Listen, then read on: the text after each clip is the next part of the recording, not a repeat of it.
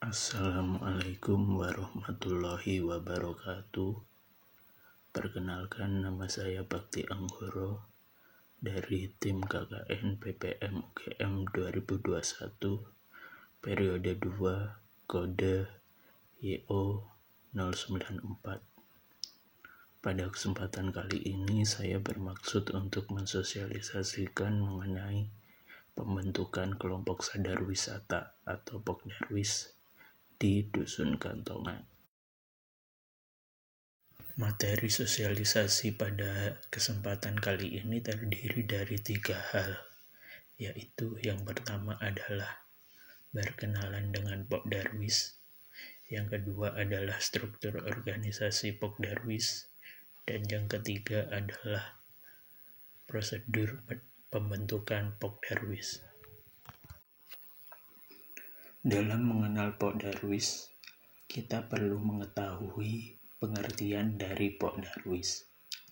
Pokdarwis atau kelompok sadar wisata merupakan lembaga informal yang dibentuk masyarakat yang memiliki kepedulian besar akan perkembangan pariwisata dan berkomitmen dalam mewujudkan sadar wisata dan sabta pesona di desa atau kelurahannya. Pokdarwis berkedudukan di desa atau kelurahan sekitar destinasi wisata. Melalui Pokdarwis, masyarakat memiliki peran sebagai subjek atau pelaku yang mengembangkan pariwisata di desa atau kelurahannya, sekaligus penerima manfaat dari pengembangan pariwisata, terutama berkaitan dengan kesejahteraan masyarakat. Pokdarwis telah memiliki dasar hukum tersendiri, yaitu yang pertama adalah Undang-Undang Nomor 10 Tahun 2009 tentang Kepariwisataan.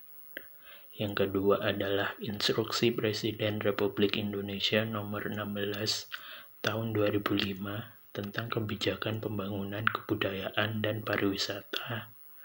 Yang ketiga, Peraturan Menteri Kebudayaan dan Pariwisata Nomor PM 07/HK 001/MKP 2007 tentang perubahan kedua atas Peraturan Kebudayaan dan Pariwisata Nomor PM 17/HK 001/MKP 2005 tentang organisasi dan tata kerja Departemen Kebudayaan dan Pariwisata.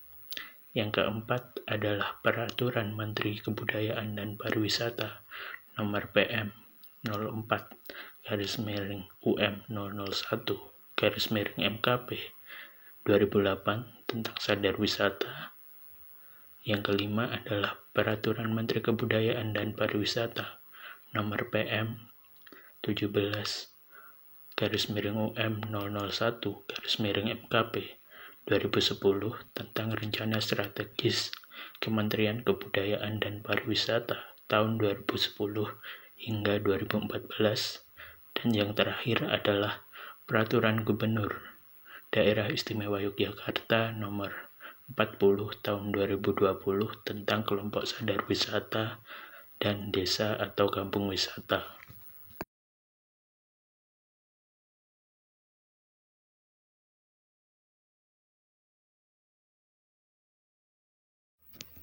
Menciptakan masyarakat yang sadar wisata merupakan salah satu hal yang harus diwujudkan dalam pembentukan Pokdarwis. Lalu, apa itu sadar wisata? Sadar wisata adalah kondisi ketika masyarakat suatu daerah memiliki kesadaran dalam berpartisipasi mengembangkan potensi pariwisata di daerahnya, yang ditandai dengan yang pertama adalah kesadaran bahwa masyarakat memiliki tanggung jawab untuk menciptakan suasana kondusif bagi wisatawan yang berkunjung sesuai dengan slogan Sabta Pesona. Yang kedua adalah kesadaran bahwa masyarakat memiliki hak dan kebutuhan untuk mengunjungi destinasi wisata dengan suasana kondusif sesuai dengan slogan Sabta Pesona. Pada slide sebelumnya telah disebutkan mengenai Sabta Pesona. Lalu apa itu sebenarnya Sabta Pesona? Sabta Pesona merupakan 7 unsur pesona yang harus diwujudkan bagi terciptanya lingkungan yang kondusif dan ideal bagi perkembangan kegiatan kepariwisataan di suatu tempat yang mendorong tumbuhnya minat wisatawan untuk berkunjung. Terdapat 7 unsur yang diantaranya adalah aman, tertib, bersih, sejuk, indah, ramah, dan kenangan. Ketujuh unsur tersebut harus diwujudkan oleh Pok Darwis dalam pengembangan pariwisata di suatu daerah.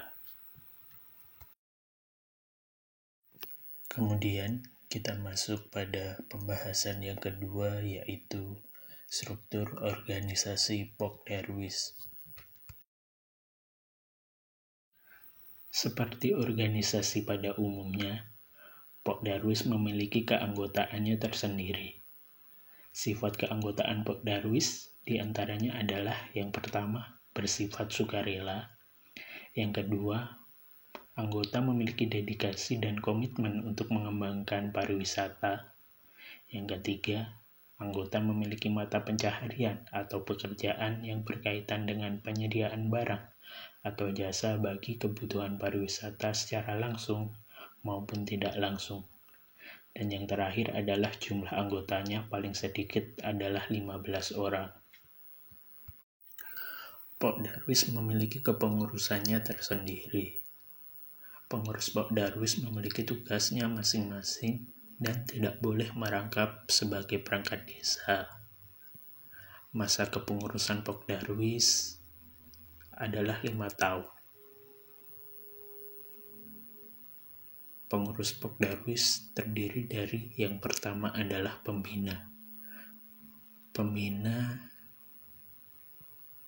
terbagi menjadi pembina langsung dan tidak langsung. Pembina langsung merupakan pembina yang berada di tingkat daerah. Di antaranya adalah gubernur, wali kota atau bupati, dan dinas pariwisata kabupaten, kota, dan provinsi. Kemudian pembina tak langsung, yaitu pembina yang berada di tingkat pusat, yaitu Kementerian Pariwisata dan Ekonomi Kreatif. Seperti namanya, pembina bertugas untuk melakukan pembinaan kepada Pok Darwis dalam pengembangan pariwisata di suatu desa. Yang kedua adalah penasehat. Penasehat biasanya merupakan tokoh masyarakat yang dihormati dan dijadikan panutan oleh masyarakat setempat, sehingga nasihat-nasihatnya diharapkan dapat membantu dalam pengembangan pariwisata di suatu daerah. Yang ketiga adalah pimpinan. Pimpinan merupakan organisasi inti dari Pok Darwis yang terdiri dari ketua, wakil ketua, sekretaris, dan bendahara. Yang keempat adalah sekretariat. Sekretariat merupakan suatu lokasi, biasanya berbentuk gedung maupun ruangan, sebagai pusat operasional organisasi Pok Darwis. Kemudian yang kelima adalah anggota.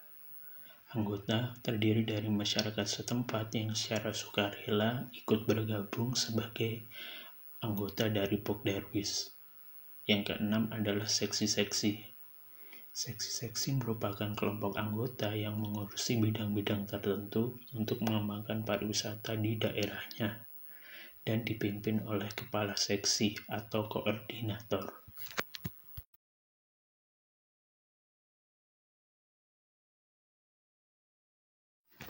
Pembentukan seksi-seksi dalam Pok Darwis tergantung kebutuhan dari masing-masing Pok Darwis dan situasi di desa atau dusun. Seksi-seksi tersebut dibentuk untuk mewujudkan slogan Sadar Wisata dan Sabta Pesona. Contoh seksi-seksi dalam Pok Darwis diantaranya adalah seksi kebersihan dan keindahan, seksi ketertiban dan keamanan, seksi daya tarik wisata dan kenangan, serta seksi pengembangan usaha. Pok Darwis di suatu desa dapat membentuk seksi-seksi lain yang dinilai relevan untuk situasi desanya. Pengurus Pokdarwis memiliki kewajiban yang harus dilaksanakan dalam organisasi, yaitu yang pertama adalah menyusun anggaran dasar, anggaran rumah tangga atau ADART sebagai pedoman dalam berkegiatan di organisasi Pokdarwis. Yang kedua adalah aturan internal Pokdarwis yang harus ditaati oleh seluruh anggota Pokdarwis. Berikut ini adalah bagian mengenai struktur organisasi Pokdarwis.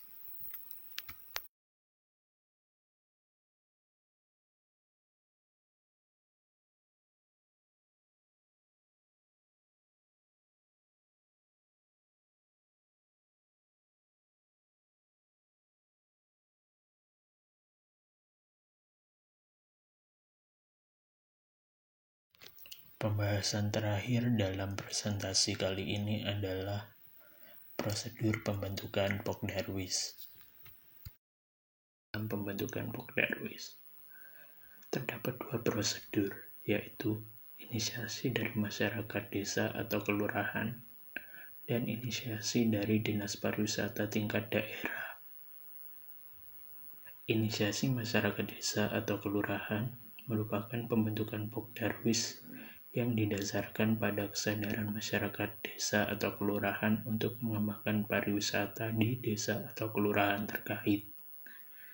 Yang kedua adalah inisiasi Dinas Pariwisata tingkat daerah, yaitu pembentukan Pokdarwis yang didasarkan pada kesadaran Dinas Pariwisata daerah, yaitu kabupaten, kota, maupun provinsi, untuk mengembangkan pariwisata di suatu desa atau kelurahan.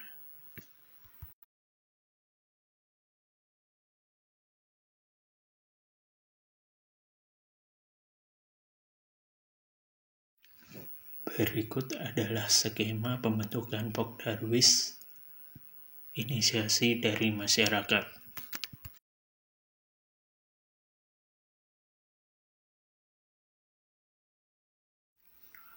Berikut adalah penjelasan mengenai skema prosedur pembentukan Pokdarwis inisiasi masyarakat desa. Yang pertama, masyarakat menginisiasi pembentukan Pokdarwis dengan berkoordinasi dengan kepala desa. Yang kedua, kepala desa melaporkan pembentukan Pokdarwis oleh masyarakat kepada Dinas Pariwisata tingkat kabupaten kota setempat selaku pembina untuk mendapat persetujuan.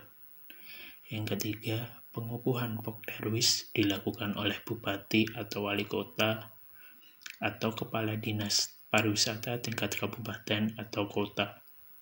Yang keempat, pencatatan dan pendaftaran oleh Dinas Pariwisata tingkat kabupaten atau kota untuk dilaporkan ke Dinas Pariwisata tingkat provinsi dan Kementerian Pariwisata dan Ekonomi Kreatif.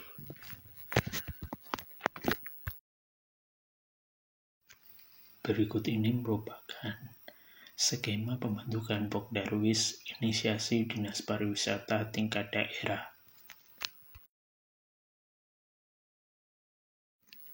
Penjelasan skema pembentukan Pokdarwis inisiasi Dinas Pariwisata tingkat daerah yaitu: pertama, Dinas Pariwisata Provinsi berkoordinasi dengan Dinas Pariwisata Kabupaten atau Kota menginisiasi masyarakat untuk membentuk Pokdarwis. Yang kedua, Kepala Desa memfasilitasi pertemuan antara Dinas Pariwisata Kabupaten atau Kota untuk bertemu dengan masyarakat guna membahas pembentukan Pokdarwis. Yang ketiga, Kepala Desa melaporkan pembentukan Pokdarwis oleh masyarakat kepada kecamatan dan selanjutnya disahkan Dinas Pariwisata tingkat kabupaten atau kota setempat selaku pembina untuk mendapatkan persetujuan. Yang keempat, pengukuhan Pokdarwis dilakukan oleh bupati atau wali kota atau kepala Dinas Pariwisata tingkat kabupaten atau kota. Yang kelima, pencatatan dan pendaftaran oleh Dinas Pariwisata tingkat kabupaten atau kota untuk dilaporkan ke Dinas Pariwisata tingkat provinsi dan Kementerian Pariwisata dan Ekonomi Kreatif.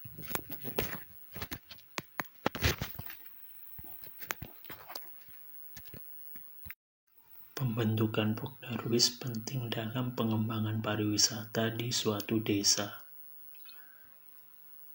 Hal tersebut mencakup beberapa aspek.